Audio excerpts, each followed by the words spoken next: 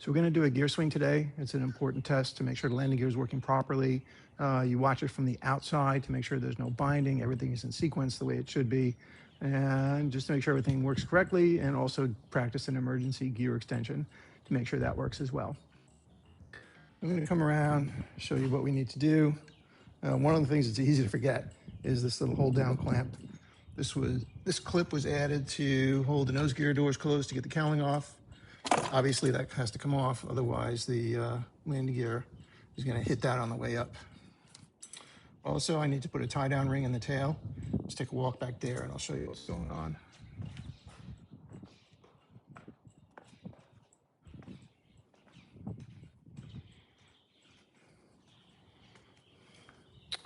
So the airplane has 3 tie down points. These rings come as accessories for the airplane. You can see a threaded hole right there.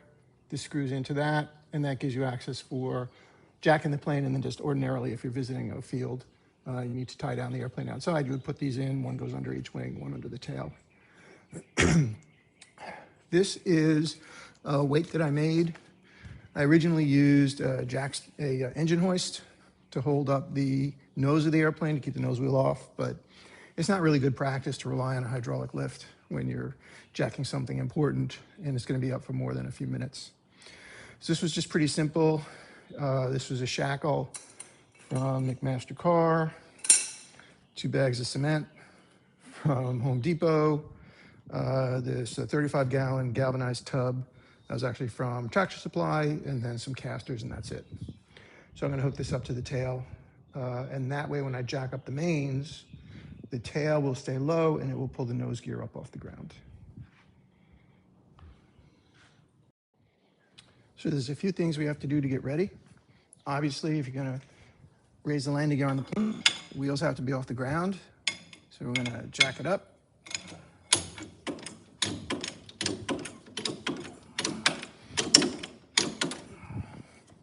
Make sure the main gear is clear. The nose gear will lift off the ground when I jack the other side far enough. So I'm going to jack up the right side now.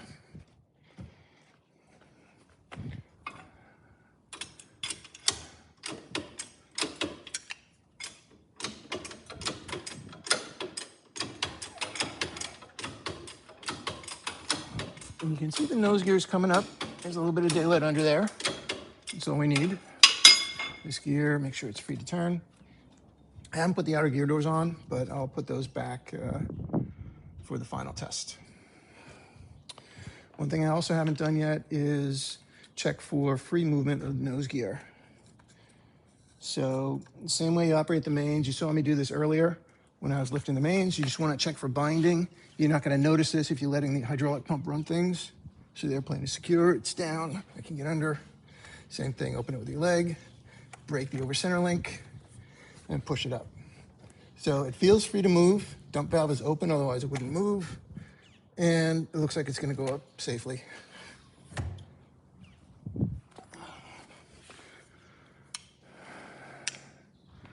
Next step is to get the cockpit ready. So now it's time to close the dump valve. I'll show what happens if you forget to close the dump valve. It is this guy here. If I turn this on, turn battery A on, now I put in the breaker for the hydraulic pump. You can just hear the pump is running with no load. So I'm going to close this dump valve. Now I'm going to close this breaker and it'll close the gear doors, and then the pump should shut off. And the gear selector is in the down position here. Perfect. Okay, next step, we're going to step back. Once again, make sure everything's clear before I do anything else. This is main. Yeah, it's off the ground, we're good. So now I'm going to raise the gear. Here we go. And it won't go because I have a squat switch. So we're going to take a minute and hook up a wire for that. There's an airspeed switch connected to the pitot tube. You need to be above 90 knots for the retraction to be enabled. So we're just going to put a clip lead across that switch for now. Then I'll have a helper blow into the pitot tube to verify that the airspeed switch is working. Back in here, there is a little switch with the leads are accessible. It is, let's see if I can get my hand there. It's right here, where my finger's pointing. It is reachable, even though it doesn't look like it. Okay, so what I've done now, I've jumpered that switch. If I put a flashlight on there, you can see a little better. The clip leads are going to the airspeed switch back there. Now the gear will retract even though the airplane is standing still. What I've done as a safety measure is I just clipped a second lead to it here, and I let that hang down the front of the instrument panel. And that's a reminder to myself that that jumper is there, because it would be very easy to just put the instrument panel glare shield back on and forget that that thing is back there. The landing gear will work normally, but then I'm overriding that safety function. So if anyone were to ever retract the gear on the ground, it would retract, the nose gear would fold up first, and it would land on the propeller. So we have to make sure that this is removed before we put the plane back together. Okay, coming over here. Try that again. I'm going to turn the master on. We shouldn't get any blips on the pump because there's pressure in the system. And then I'm going to go ahead and raise the landing gear. And I already checked that everything's clear.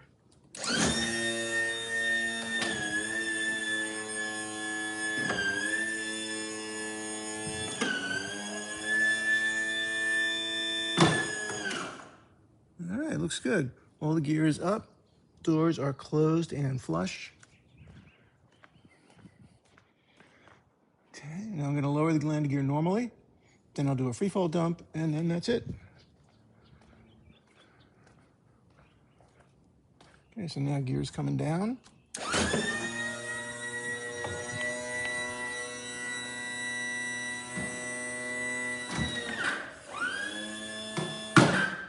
Perfect.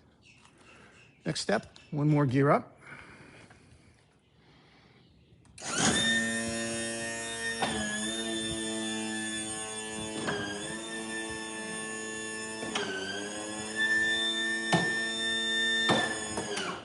Okay, now the next step is an emergency gear extension. So we have a checklist procedure for that. For practice purposes, we're going to pull the relay breaker here. Let me get a shot of that. This is the relay, the 2 amp breaker for the relays which control the hydraulic pump. Now when I lower the gear, nothing happens. Next step is to open the dump valve. I'm going to open the auxiliary dump valve just for the heck of it, just so I get one, just to try the other one. That releases hydraulic pressure.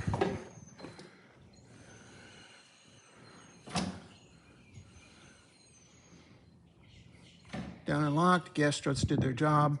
We'll have to do a test in flight also because the nose gear extends forward against the wind. So if the gas strut that pushes the nose gear is getting weak, you're not going to find that on the ground. Now, this is key here, which is after you're done, you have to put things back the way they were. So I'm going to turn the master off.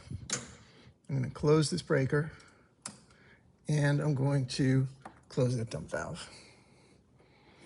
So the reason for this is if the gear switch were up and I turn the airplane off, I don't want to turn the airplane on ever with the gear switch on, even if this breaker's pulled, because that's just an accident waiting to happen. So that is a successful gear test switch, gear extension test. So that's about 3 more things I can scratch off the checklist. So the next thing I'm going to do is check the brake fluid level. Like I mentioned, the reservoir is on the right side of the firewall instead of the left, but other than that, it's just a standard check. There's a vented cap here, allows the fluid level to go up and down. I did check the brakes already, and they had some wear on the pads, but within tolerance, and they have about 300 landings. I got about 450 landings off my last set, so I'm not going to change them just yet. So the way I do this is I just use a zip tie. The contrasting color, the brake fluid is regular hydraulic fluid, so it's red. Make sure this thing is clean. Stick it down in there. Mark the top with my thumb. Pull it out. And then I'll compare it so you can see, if you can catch it, there's about that much brake fluid. So it's just a shade below the halfway mark, which is fine, because when I put new brake pads in, I'm going to have to push the calipers back, which is going to cause the brake fluid level to rise. So brake level check complete. Put this cap back on. You can see it's drilled so that the fluid, so there's an air can go in and out as the fluid level goes up and down.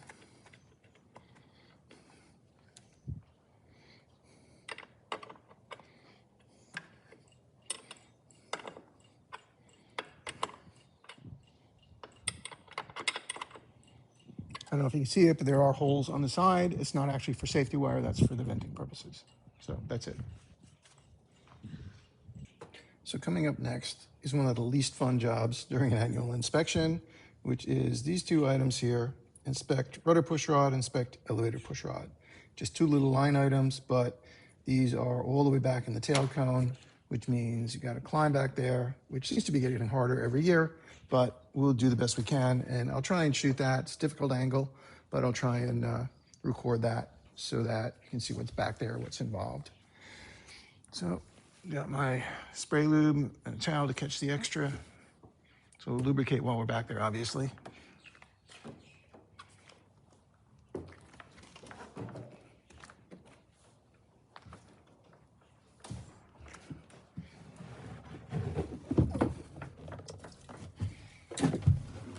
While I'm at it, there's a couple items I didn't mention last time I did a review back here.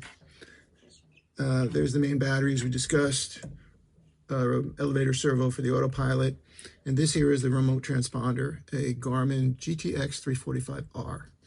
I mentioned during the original intro that I had put in a modified transponder antenna on the wingtip. I kept the old cable, so if anybody ever wants to reconnect, this one is marked.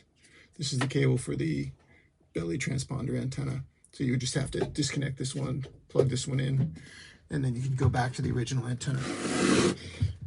Over on the right side, as you've seen, here's the hydraulic pump, and this here is solid state landing gear relays, which are loose. Another problem I discovered. Looks like the clip-on stud has come loose. I'm gonna have to re-glue that. So that's why we do inspections. Looking straight down, here's the first set of linkages for the elevator push rod. If I can get this to move. All right, there's a bell crank. This is the small push rod that goes to the autopilot servo. The main push rod, obviously, that runs the elevator. Check nuts, make sure these are tight, which they are. And we'll start lubing. So, see if I can get this on camera. That's it.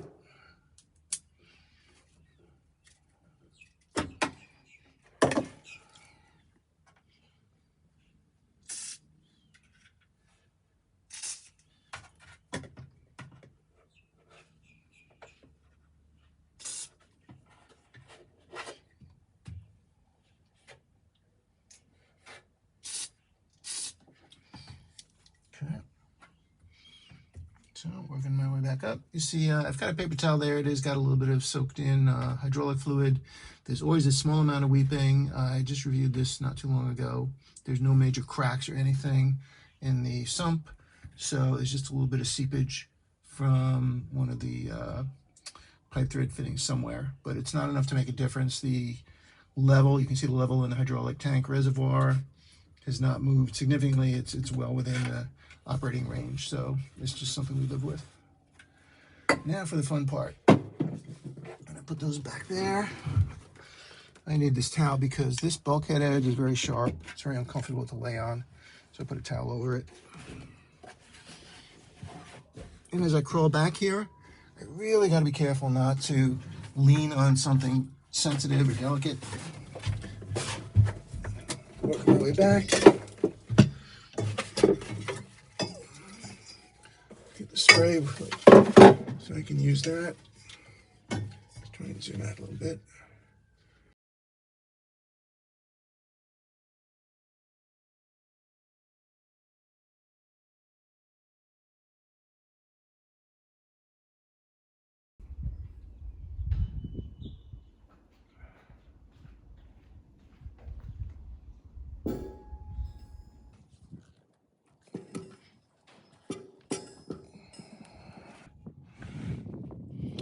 So we're going to service the main landing gear today. The struts should have 250 psi of nitrogen in them. I checked my log. The last time I did it was 2022. So I'm sure it's due. There's always a slight bit of leakage, no matter how good your seals are. It's important that the strut be fully extended or you won't get an accurate reading. So I'm just gonna jack the plane up off the ground again.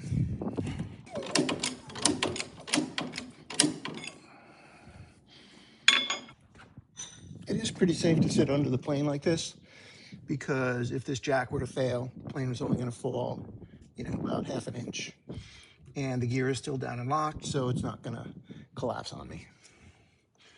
Up here, it's a little hard to see in the dark, but there's a Schrader valve, but it's a high pressure Schrader valve. So there's a special fitting. Oh, there we go. Regular valve cap. And then this here is the oxygen tank system. So just give you a quick look. There's a special fitting here. This threads on with a nut, and then you tighten down this T handle here to open the valve and press on the valve nipple. Over here is just the gauges, so tank pressure, hose pressure. So I'm going to turn that tank on. So I've got 1,500, 1,400 pounds in there. I need 250, and now what happens is, as I tighten up this screw here, it increases the pressure on the gauge. So I'll connect everything, and then I'll slowly increase this to get that gauge to read 250, and that'll be what's in the gear strut. The hardest part is getting this thing connected.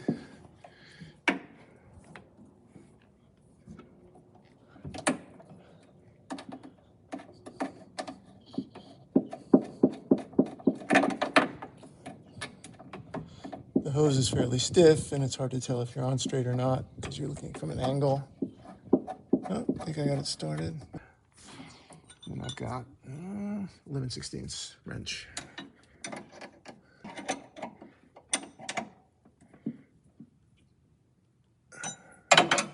Let's see how that does. First thing is open the valve to the landing gear. And we might get a reading on the gauge. Okay. Yep, showing 150. So that's all the way in. So now I'm showing 150 on the gauge, if you can see that. Switch hands and slowly turn this guy in. And this will adjust the voltage regulator. You see it's starting to climb now. So I'm aiming for 250 psi. And there we are. So now it's serviced, and now the trick is getting it apart without losing all that pressure. So first thing I do is close that T-handle on the end of the valve head, or open the T-handle. So it's all the way open. I've unscrewed that T-handle. Next thing is I'm going to relieve the pressure, close my main tank, and relieve the pressure in the tank by backing off of this T-handle here. It should let the air out of the hose.